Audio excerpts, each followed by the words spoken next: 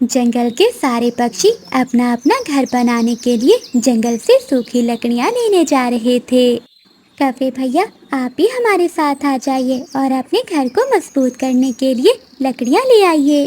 चिड़िया, तुम जाओ, मुझे बहुत नींद आ रही है, मुझे सोने दो। कालू, अगर बारिश शुरू हो गई तो तुम्हें बहुत समस्या होगी। उनकी बातें सुनकर गोरी कभी भी नींद से जाग जाती है। चिड़िया, क्या चू चू लगा रखी है, मुझे सोने भी नहीं देती हो तुम। चल भाग यहाँ से। फिर रानू चिड़िया वहाँ से चली जाती है। कोरी, उठ तो गया हूँ। आज मैं इंसानों की बस्ती की ओर जाता हूँ और वहाँ से कोई रोटी का टुकड़ा चुराता हूँ। कालू कौवा इंसानों की बस्ती की ओर चला जाता है। वो एक पेड़ पर बैठा हुआ था कि उसे सामने एक केले का पेड़ नजर आता है। कालू कौवा उस केले के पेड़ पर जाता है। वो मजे मजे से केले खाने लगता है। तभी कालू कौवे को ख्याल आता है। अरे, सूखी लकड़ियाँ भला मैं कहाँ से ढूंढूंगा। ये केले के पत्ते बहुत बड़े हैं, इनसे ही कुछ मुरम्मत हो जाएगी।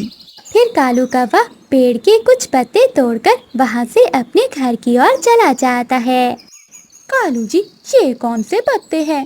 कोरी, ये केले के पेड़ के बड़े पत्ते हैं। हम इससे ही अपने घर की मुरम्मत करेंगे। देखना, सब देखकर हैरान हो जाएंगे।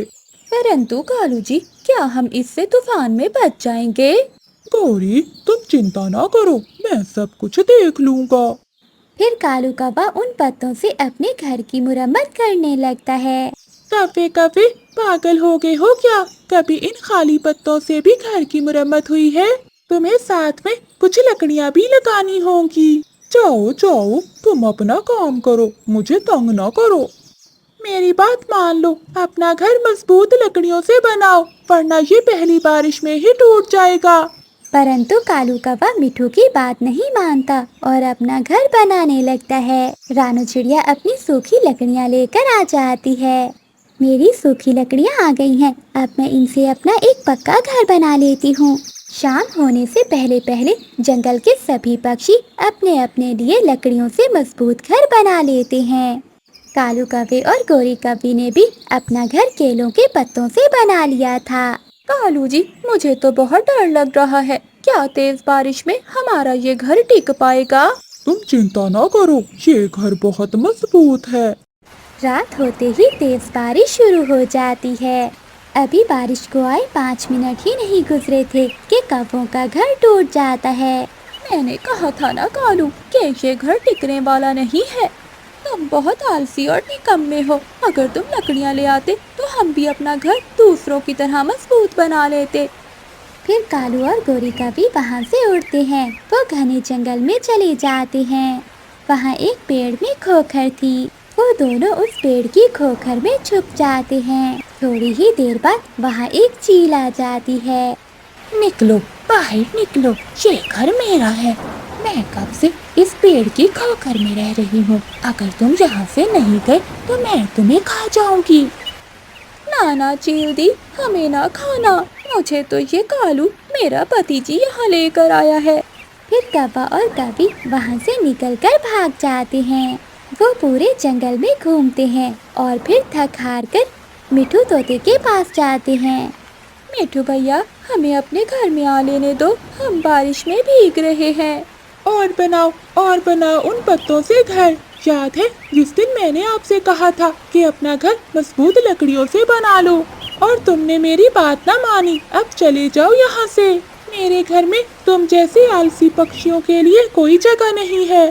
कालू जी, अब कहाँ जाएंगे? मेरे मामा जी हमें जरूर अपने घर में रखेंगे। फिर कालू कौवा और गोरी कौवी अपने मामा जी के पास जाते हैं। परंतु कालू का मामा खिड़की से ही बोलता है। कालू भांजे, मेरा घर बहुत कमजोर है, तुम अकेले ही आ जाओ अंदर। तुम्हारी पत्नी के बोझ से मेरा घर टूट जाएगा। गौरी, क्या ख्याल है, तुम कहीं और चली जाओ और मैं अपने मामा जी के पास रुक जाता हूँ। मैं तेरी चटनी बना दूंगी मार मार कर, बेशरम पति।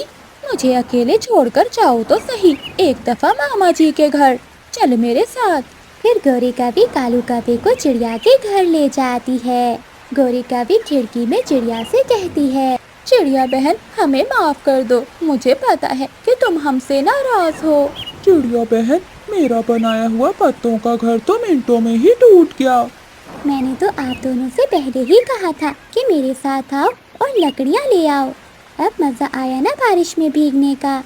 फिर रानू चिड़िया कौवा और कभी को अपने घर में आने देती है।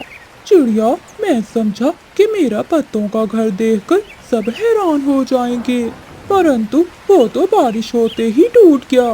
कालू, पत्तों से भी घर मजबूत बनता है, लेकिन तुम्हें बनाने का तरीका नहीं आया। अगर तुम पत्तों के साथ साथ लकड़ियाँ भी इस्तेमाल करते तो तुम्हारा घर हमसे भी ज्यादा मजबूत बनता। कालू जी, अब चुप कर कर बैठ जाओ। बड़ा आया पत्तों से घर बनाने वाला। फिर रानू चिड़िया हंसने लग जाती है। वो कौवों को दाना देती है। पहाड़ों वाले जंगल में चील की मकई की फसल तैयार थी। उसे फसल की कटाई करनी थी, इसलिए वो जंगल में अपनी पुरानी दोस्त चिड़िया के पास जाती है। चिड़िया, मेरी मकई की फसल तैयार है। अगर तुम मेरी मकई की कटाई में मदद करो तो मैं तुम्हें एक पूरी गठरी मकई की दूंगी। चील दी, मुझे और क्या चाहिए। मैं सुबह ही आकर आपके खेत में मकई की कटाई शुरू कर दूंगी। ठीक है चिड़िया, अगर कोई और पक्षी आना चाहे तो उसे भी साथ ले आना। ठीक है चील दी। फिर चील वहाँ से चली जाती है और रानू चिड़िया भी अपने दोस्तों के पास जाती है। मिठू और कबूतर भैया, कल हमें चील की फसल की कटाई करने जाना है। उसने कहा है कि बदले में वो हमें पूरी गठरी मकई की देगी। हाँ चिड़िया, ये तो बहुत अच्छा है। अगर हमें मकई मिल जाए तो हमें भोजन की खोज नहीं करनी पड़ेगी। तो ठीक है, तुम दोनों तैयार रहना, सुबह होते ही हम चले जाएंगे। अगली सुबह हो जाती है। रानू चिड़िया, कबूतर और मिठू तोता पहाड़ों की ओर जा रहे थे कि तभी रास्ते में उन्हें गौरी कभी मिलती है। गौरी, हम सब चील की मकई की फसल की कटाई करने जा रहे हैं, तुम भी हमारे साथ चलो, चील हमें मकई देगी। ऐसी मेहनत के काम मुझसे नहीं होते। 4 दानों के लिए धूप में मरो ना बाबा ना, मुझसे नहीं होता ये सब।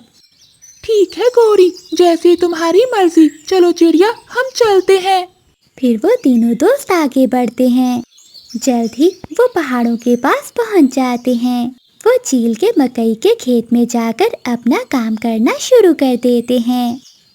कबूतर, मिठू तोता और रानू चिड़िया फसल की कटाई करते हैं। वो तीनों दोपहर तक काम करते हैं और फिर थोड़ी देर आराम करने के लिए एक पेड़ की छांव में बैठ जाते हैं। मिठू और कबूतर भैया, आप दोनों यहाँ बैठो, मैं नदी से पानी का मटका भर लाती हूँ। ठीक है चिड़िया बहन, तुम जल्दी से पानी ले आओ और फिर से हम अपना काम शुरू कर देते हैं।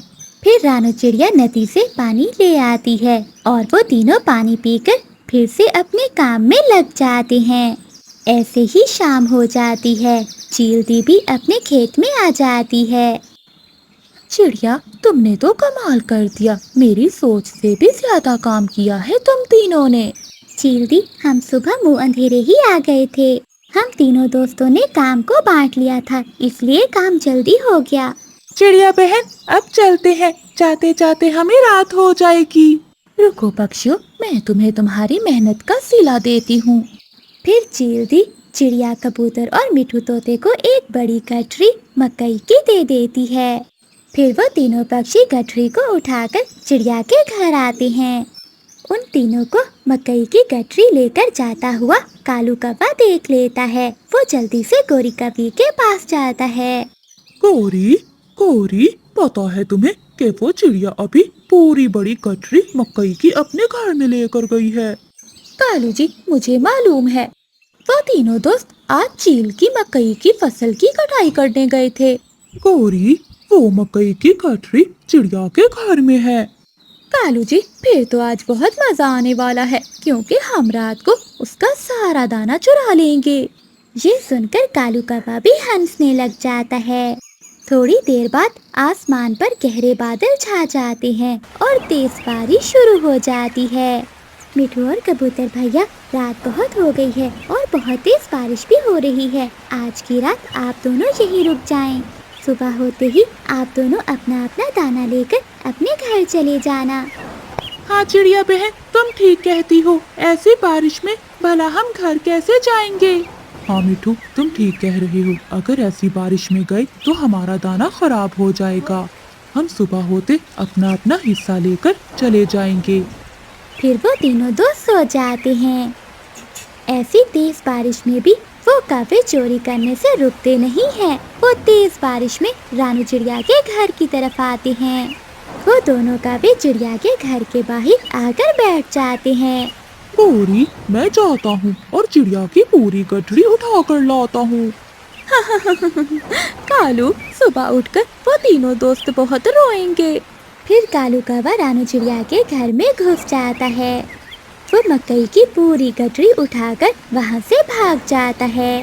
कालू कौवा जैसे ही चिड़िया के घर से बाहर निकलता है तो बारिश के पानी से वो गठरी बहुत भारी हो जाती है। कालू कौवा उसे उठा नहीं पाता और गठरी पेड़ के नीचे गिर जाती है। कालू जी, अब क्या करें? इसे उठाकर लेकर जाना तो बहुत मुश्किल है। आइडिया, मेरे पास एक आइडिया है। कालू जी, कौन सा आइडिया? जल्दी बताओ। गौरी, तुम यहीं गठरी के पास बैठो और मैं अभी अपने मामा को बुला कर लाता हूँ। फिर हम तीनों मिलकर ये गठरी उठाकर ले जाएंगे। कालू जी, ध्यान से जाना। फिर कालू कौवा वहाँ से उड़ता है और अपने मामा जी के पास जाता है। कालू कौवा अपने मामा के घर के दरवाजे पर जाकर दस्तक देता है। मुझे तुम इस समय है तो है, ऐसी बारिश में कैसे आना हुआ? मामा जी, मैंने चिड़िया के घर से पूरी मकई की गठरी चुरा ली है, परंतु वो बारिश के पानी से बहुत भारी हो गई है। मेरी मदद करो, उसे उठाने में मेरी मदद करो। मेरा भांजा तो मुझसे भी बड़ा चोर है। इतनी तेज बारिश में भी चोरियां करने से नहीं रुकता। फिर कालू का मामा कालू के साथ वहाँ आता है। मामा जी, शुक्र है आप आ गए। अब ये गठरी उठाना आसान होगी। मैं तो ये अकेला ही उठा सकता हूँ।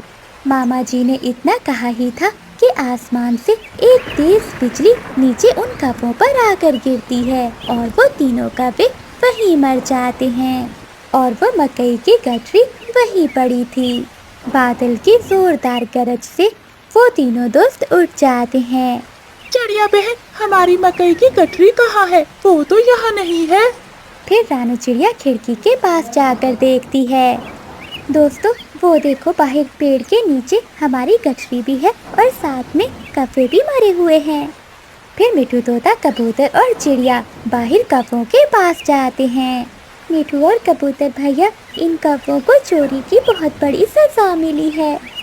ये कहते हुए चिड़िया की आंखों में आंसू आ जाते हैं। हाँ चिड़िया, मुझे भी ये देखकर बहुत दुख हुआ है। अगर ये कौवे हमसे मांग लेते तो हमने कौन सा इन्हें मना करना था। मगर ये कौवे अपने ही खोदे हुए खड्डे में गिरकर मर गए।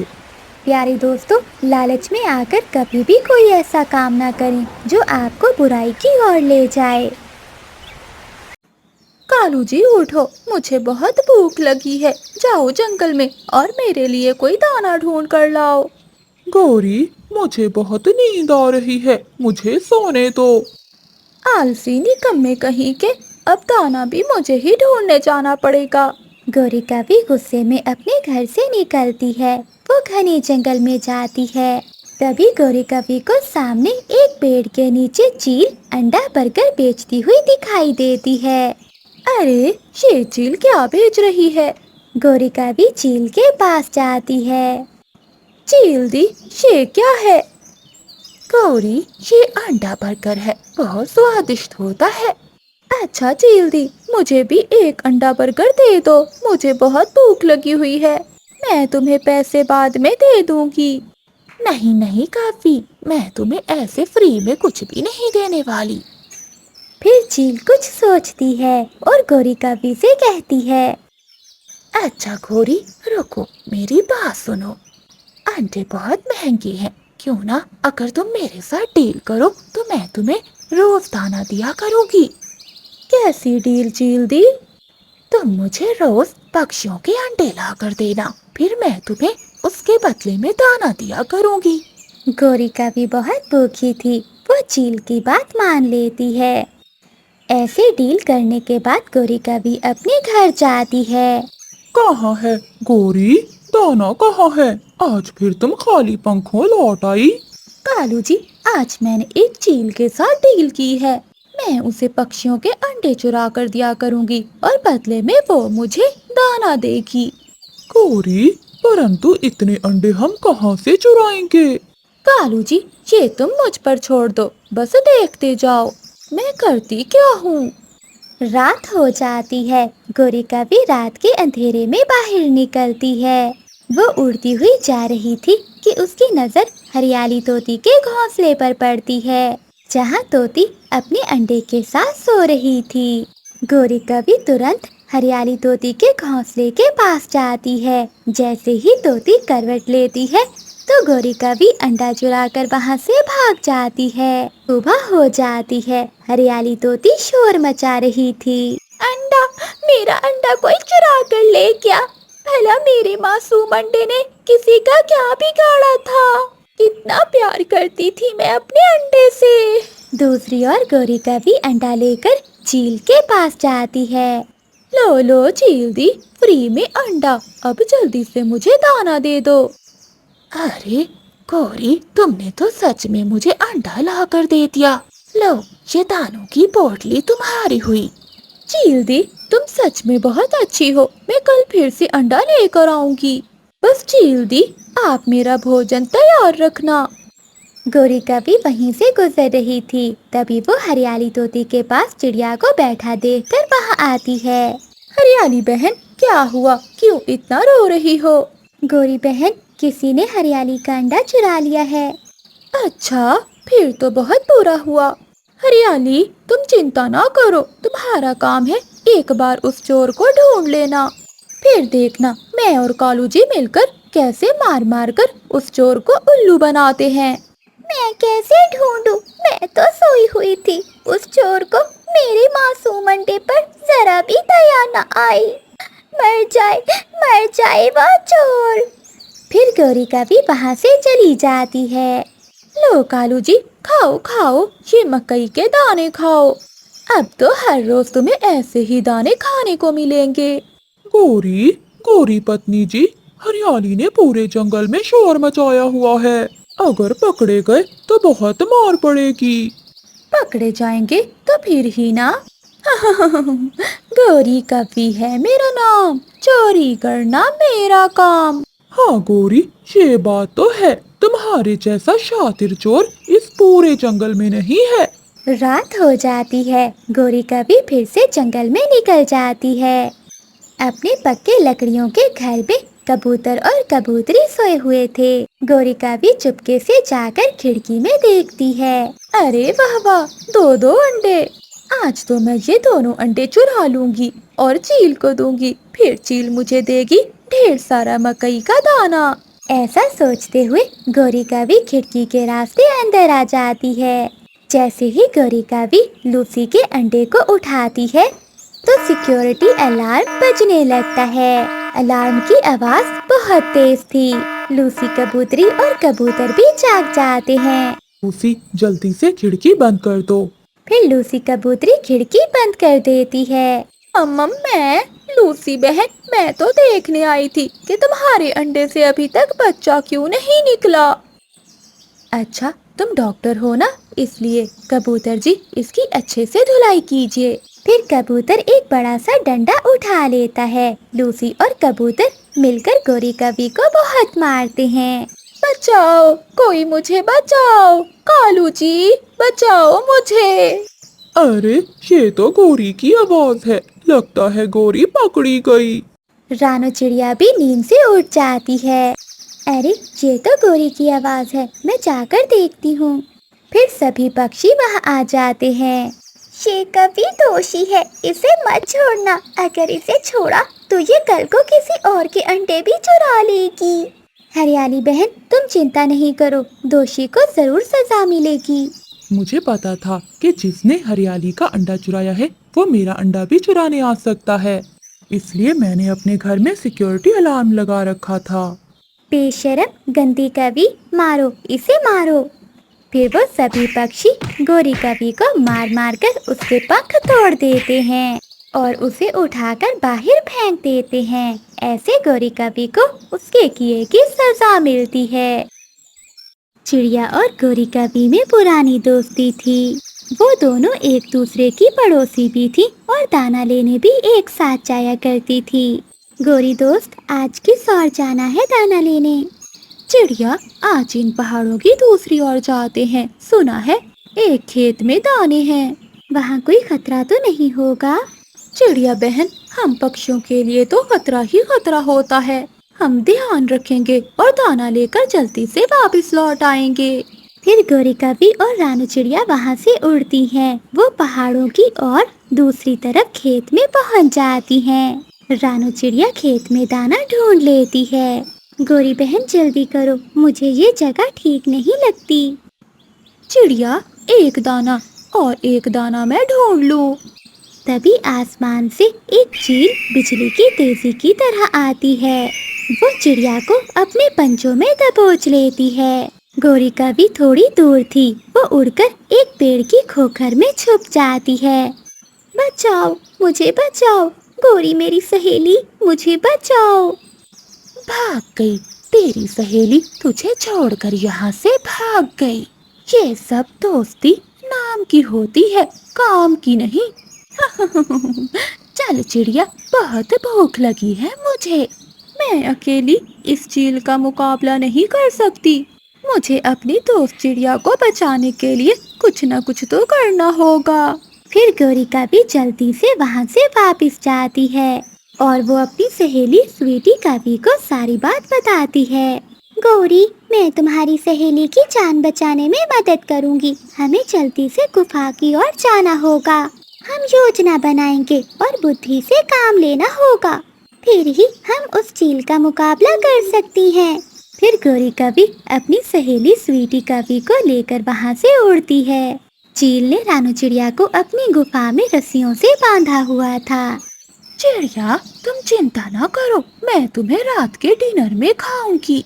अभी रात तक तुम जिंदा हो। मेरी पुरानी सहेली मुझे मुसीबत में छोड़कर चली गई। मुझे अपनी सहेली से ऐसी उम्मीद ना थी। रानू चिड़िया रोते हुए ऐसे सोच रही थी। फिर गोरी कवि और स्वीटी कवि फूलों के बागीचे में जाती हैं। गौरी, तुम ये लाल फूल का रस निकालकर मेरे पंखों पर लगा दो। इससे मेरे पंख लाल हो जाएंगे और ऐसा लगेगा जैसे खून हो। स्वीटी सहेली, मगर तुम ऐसा क्यों कर रही हो?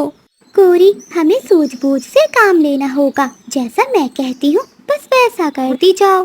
फिर गोरी कवि लाल फूल तोड़कर स्वीटी कवि के पंखों पर ऐसे लगा देती है जैसे वो खून हो। फिर गोरी कवि और स्वीटी कवि चील की गुफा के पास जाती हैं। गोरी कवि थोड़ी दूर पेड़ पर बैठ जाती है और स्वीटी कवि गुफा के बाहर लेटकर शोर मचाने लगती है। बचाओ, बचाओ, कोई मुझे बचाओ। अरे, गुफा के बाहर ये कौन चिल्ला रहा है? आवाज सुनकर चील बाहर आती है। बचाओ, वो जालिम बाज मुझे मार कर गया है। अरे कवि, मैं तुझे अभी बचाती हूँ। इतना आसान शिकार, आज तो दो शिकार मिल गए, एक कवि और एक चिड़िया।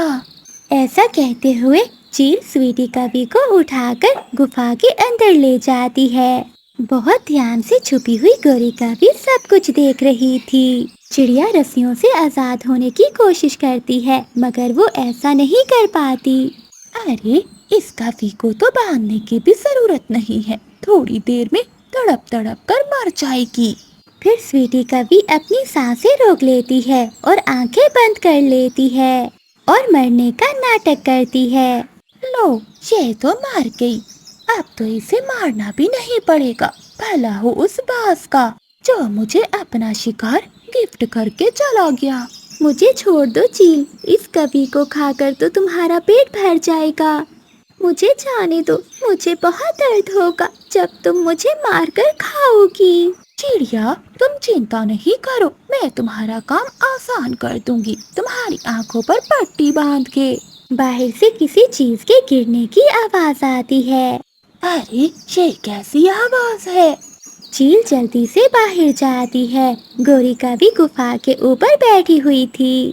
उसने वो पत्थर जानबूझकर गिराया था ताकि चील बाहर आ सके। स्वीटी का भी जल्दी से उठकर चिड़िया की रस्सियाँ खोल देती है। चलो चिड़िया पत्थर के पीछे छुप जाती हैं। अरे यहाँ बाहर तो कोई भी नहीं है। जैसे ही चील वापस जाने लगती है तो गोरी का भी एक बड़ा पत्थर ऊपर से नीचे फेंकती है, जो सीधा जाकर चील के सर पर लगता है और चील वहीं मर जाती है। दोस्तों बाहर आओ, चील मर गई है। देखा गोरी, अगर अकल से काम ले तो हम कुछ भी कर सकते हैं। गोरी बहन और स्वीटी बहन, आप दोनों का बहुत बहुत शुक्रिया। मुझे तो लगा था कि गोरी तुम मुझे छोड़कर भाग गई हो। चिड़िया बहन, भला कोई दोस्त अपनी दोस्त को कैसे मुसीबत में छोड़ सकता है, जैसे मेरी ये दोस्त स्वीटी का भी। स्वीटी, तुम्हारा बहुत बहुत धन्यवाद, तुमने मेरी दोस्त की जान बचाई। फिर वो तीनों सहेलियां खुशी खुशी वापस अपने जंगल की ओर चली जाती हैं। प्यारे दोस्तों, इस कहानी से हमें सीख मिलती है कि हमें मुश्किल के समय हमेशा अपने दोस्तों की मदद करनी चाहिए। घोंसले लो, गरम गरम कपास से बने हुए नरम नरम घोंसले लो। ऐसे गोरी का भी ठेले पर घोंसले लिए पूरे जंगल में बेच रही थी। रुको गोरी, मुझे मेरी हरियाली के लिए एक नरम सा घोंसला दे दो। हाँ हाँ, क्यों नहीं मिठू, ये लो, ये बहुत नरम घोंसला है।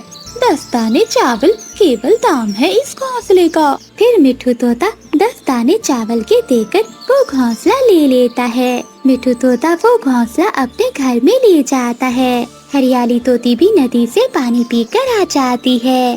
अरे वाह मिठू जी, आज तो आप मेरे लिए एक नया घोंसला लेकर आई हैं। मेरी सुंदर पत्नी का घोंसला टूट गया था ना, इसलिए मैं तुम्हारे लिए ये नरम नरम घोंसला लेकर आया हूँ। मिठू जी, आप बहुत अच्छे हैं। आज रात मुझे सोने में बहुत मजा आएगा। रात हो जाती है। गौरी, वो कांटों वाला घोंसला किसे बेचा है? वो मोटी चोंच वाला लेकर गया है अपनी पत्नी के लिए। गौरी, फिर तो आज हरियाली सोने वाली नहीं है। मिठू जी, मुझे ये घोंसला नीचे से चुभ रहा है। हरियाली, ये तुम क्या कह रही हो? मैंने ये घोंसला आज ही खरीदा है।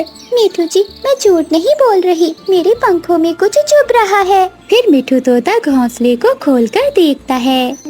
उस दुष्ट कवि ने मुझे कांटों वाला घोंसला दे दिया है और मुझसे 10 दाने चावल भी ले लिए। मिठू जी, वो कवि बहुत बुरे हैं, आपको उनसे घोंसला नहीं लेना चाहिए था। अगली सुबह हो जाती है। कालू कौवा और गोरी कौवी आराम से अपने घर में सोए हुए थे कि दरवाजे पर दस्तक होती है।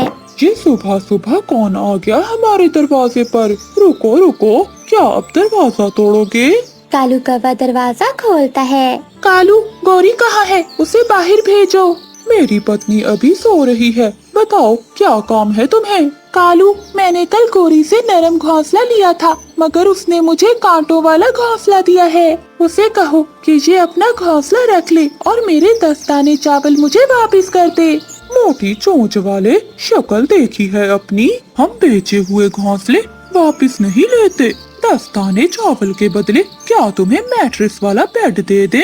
नाराज होकर मिठू तोता वहाँ से चला जाता है। कालू जी, चला गया क्या वो मोटी चोंच वाला? मैं सब सुन रही थी। हाँ गौरी, भगा दिया मैंने। कालू जी, मैंने भी आपसे कई बार कहा है कि घोंसलों में थोड़ी सी घास ही लगा दिया करो, परंतु तुम तो सारे घोंसले कांटों से ही बनाते हो। गौरी, कांटे आसानी से मिल जाते हैं और घास लेने के लिए दूर नदी पर जाना पड़ता है। तुम्हें तो पता है कि मुश्किल काम मुझसे नहीं होता। दूसरे दिन गोरी कौवी फिर से निकलती है। घोंसले, नरम नरम कपास से बने हुए गरम गरम घोंसले लो।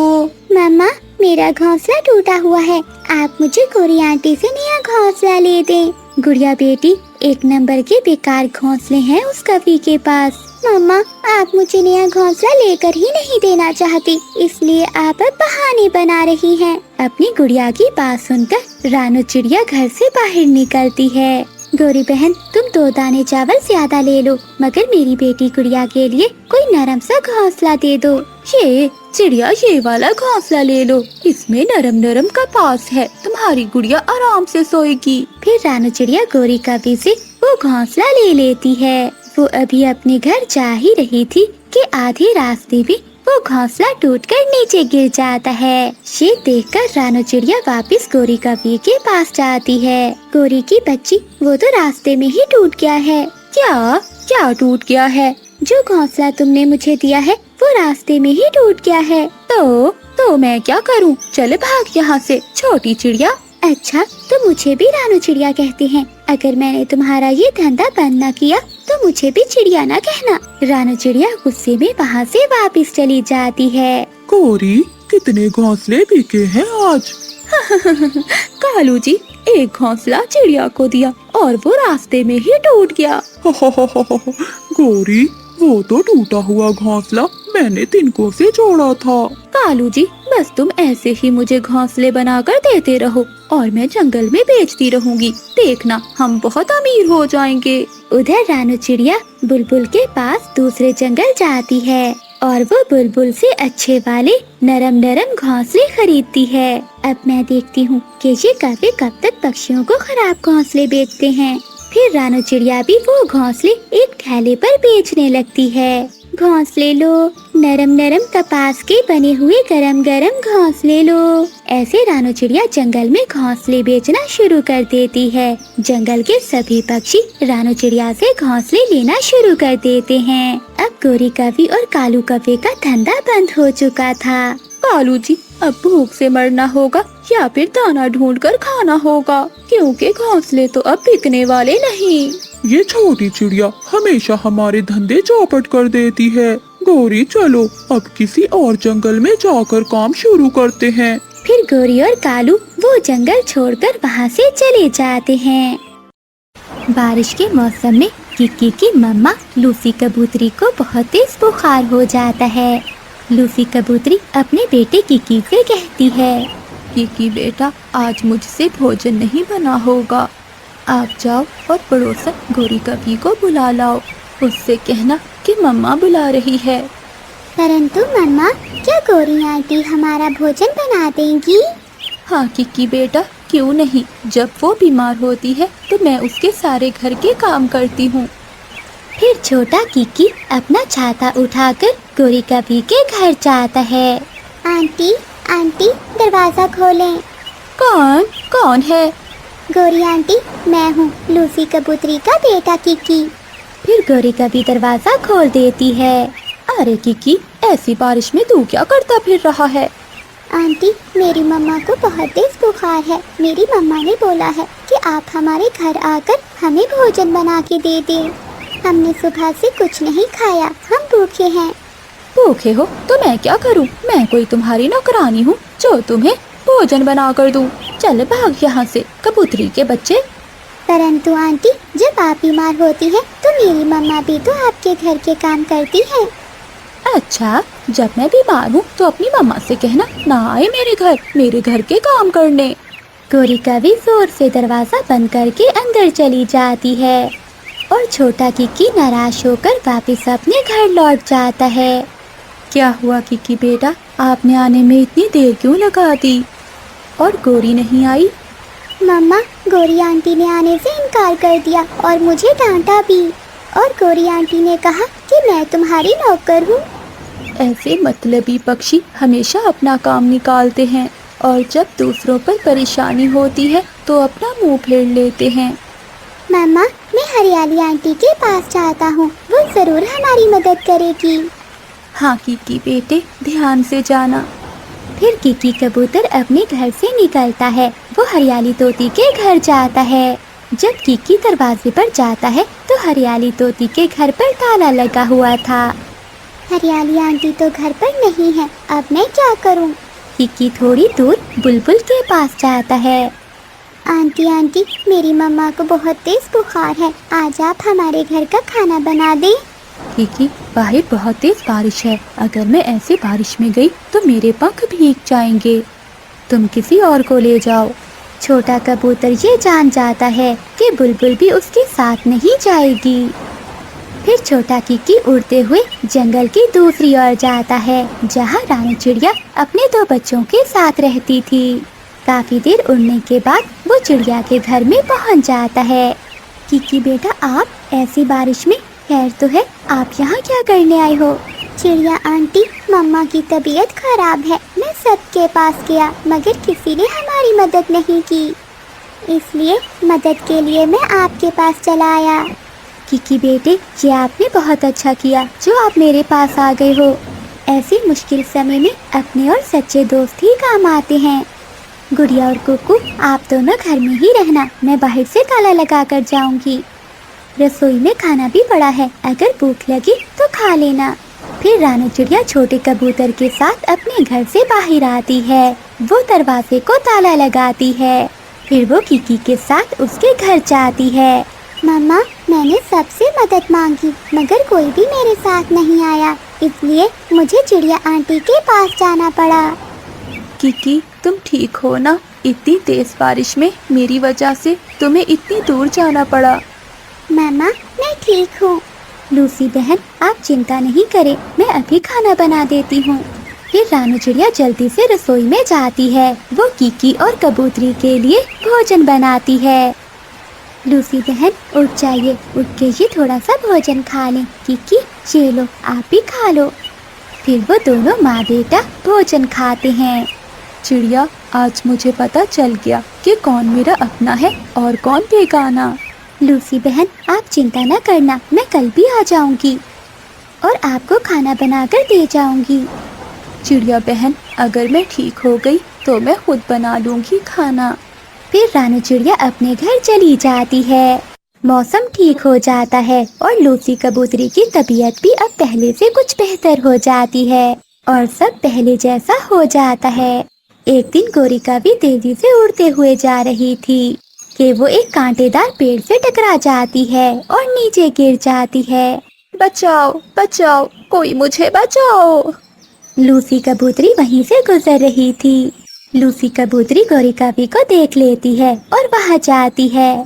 गोरी, तुम्हारा तो पंख घायल हो गया है, रुको मैं कुछ करती हूँ। लूसी कबूतरी जल्दी से गोरी के घर जाती है और गोरी के पति कालू कौवे को बुलाकर लाती है। कबूतरी और कौवा मिलकर गोरी को उठाकर उसके घर ले जाते हैं। लूसी बहन, अगर तुम मुझे ना देखती तो मैं वहीं तड़प तड़प कर मर जाती। हाँ गोरी बहन, मगर मुझे याद है जब मेरा बेटा बारिश में तुम्हारे पास आया था, तुमने उसे धक्के देकर अपने घर से निकाल दिया था। बताओ आटा कहाँ है? अगर मैं आई हुई हूँ तो तुम्हारी रोटी भी बना कर देती हूँ। रसोई में। गोरिका भी शर्मिंदा होकर कबूतरी को बताती है। फिर लूसी कबूतरी गोरिका भी का खाना बनाती है। लूसी बहन, तुमने मेरा दिल जीत लिया, मुझे माफ कर दो। मैं भी खुद को बदल लूंगी और दूसरों की हमेशा मदद करूंगी। गोरी बहन, मुश्किल वक्त एक दूसरे पर आता जाता ही रहता है, लेकिन अगर हम एक दूसरे की मदद करें तो हर मुश्किल आसान हो जाती है। फिर लूसी कबूतरी अपने घर चली जाती है। गोरी और कालू अपने घोंसले में सोए हुए थे कि दरवाजे पर जोर जोर से दस्तक होती है। आवाज सुनकर गोरी कवि की आंख खुल जाती है। उठो उठो कालू, देखो बाहर कौन आया है।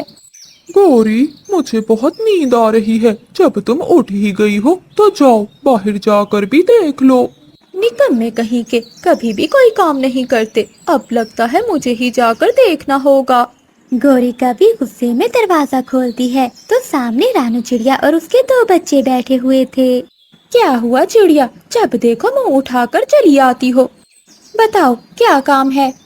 गोरी, मुझे आपकी मदद चाहिए थी। मदद? कौन सी मदद? गोरी, आज मैं सारा दिन जंगल में दाना ढूंढती रही मगर मुझे कहीं से भी दाना नहीं मिला। गुड़िया और कुकू ने भी कल से कुछ नहीं खाया। आपके पास तो ढेर सारा अनाज है, आप हमें 2 दाने ही खाने के लिए दे दें। अरे वाह वाह चिड़िया, मैंने यहाँ कोई धर्मशाला खोल रखी है क्या? जिसको भूख लगती है मुंह उठाकर मेरे पास चला आता है। चल भाग जा चिड़िया, मैंने वो दाना अपने लिए जमा करके रखा है, ना कि तुम गरीब पक्षियों के लिए। गोरी का भी दरवाजा बंद कर लेती है और अंदर जाकर घोंसले में फिर से सो जाती है। गौरी, कौन था बाहर? कालू जी, भला कौन हो सकता है? अमीर पक्षी देखते ही मुंह उठाकर चले आते हैं। भिखारी पक्षी था कोई। बच्चों, गौरी ने दाना देने से मना कर दिया है। लगता है अब हमें दाना लेने के लिए दूसरे जंगल जाना होगा। मम्मा, आप चिंता नहीं करें, मैं और भैया मिलकर आपकी मदद करेंगे। रानू चिड़िया अपने दो छोटे छोटे बच्चे साथ लेकर दूसरे जंगल जा रही थी कि रास्ते में तेज बारिश शुरू हो जाती है। मम्मा चिड़िया अपने दोनों बच्चों को साथ लेकर एक पेड़ की डाल पर बैठती है। मम्मा, ये बारिश कब रुकेगी? गुड़िया, मम्मा को क्या मालूम, मम्मा कौन सा बादल से कूच के आई हैं। बच्चों, बारिश को देखकर लगता है कि ये सारी रात नहीं रुकने वाली। तो फिर क्या मम्मा, हम रात तक यहीं बैठे रहेंगे? नहीं बेटी, हमें किसी न किसी तरह किसी सुरक्षित जगह पर जाना होगा। मम्मा, वो देखिए, सामने घर है किसी का, हम वहीं चले जाते हैं। अगर कोई दयालु पक्षी उस घर में हुआ तो वो जरूर हमारी मदद करेगा। हाँ गुड़िया, घर तो है, लेकिन तुम दोनों यहीं बैठो, मैं देख कर आती हूँ। फिर मम्मा चिड़िया उड़ती है और उस घर की ओर जाती है। रानू चिड़िया दरवाजे पर दस्तक देती है, परंतु अंदर से किसी की भी आवाज नहीं आती। मम्मा चिड़िया फिर से दस्तक देती है और फिर अंदर से एक कमजोर सी आवाज आती है। कौन है? दरवाजा खुला है, अंदर आ जाओ। रानू चिड़िया दरवाजे में से अंदर देखती है। अंदर तो घोंसले में एक चील लेटी हुई थी। अरे, ये तो चील है। रानू चिड़िया वापस मुड़ने लगती है तो चील आवाज लगाती है। चिड़िया, अंदर आ जाओ, मैं बहुत बीमार चील हूँ, मुझसे डरने की कोई जरूरत नहीं है।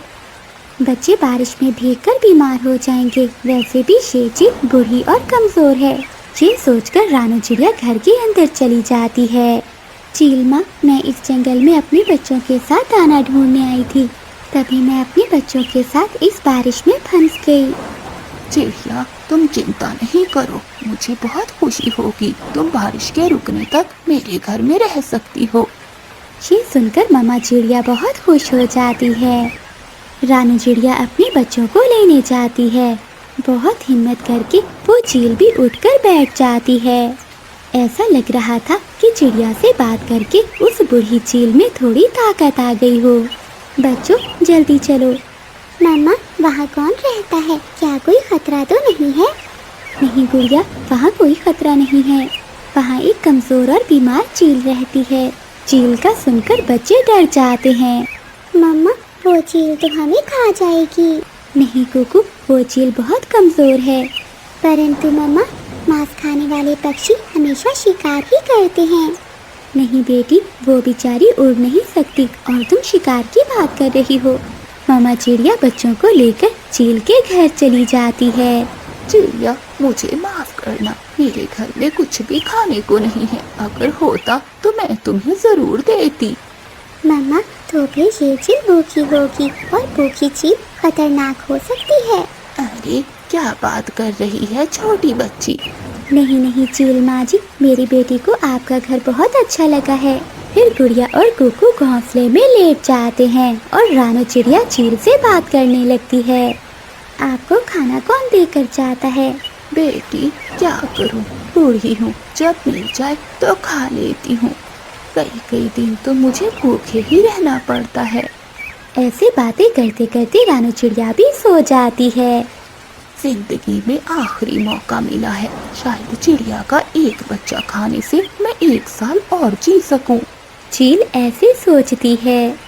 मम्मा भी सो गई है, मगर मुझे इस चील पर नजर रखनी होगी। गुड़िया ऐसा सोचती है। चील आहिस्ता आहिस्ता कुकू के पास जाती है और उसे गर्दन से पकड़ लेती है। पीछे से गुड़िया चील को धक्का देती है। क्योंकि गुड़िया जाग रही थी, मामा चिड़िया की आंख भी खुल जाती है। फिर मामा चिड़िया और दोनों बच्चे मिलकर चील को नीचे लिटा देते हैं।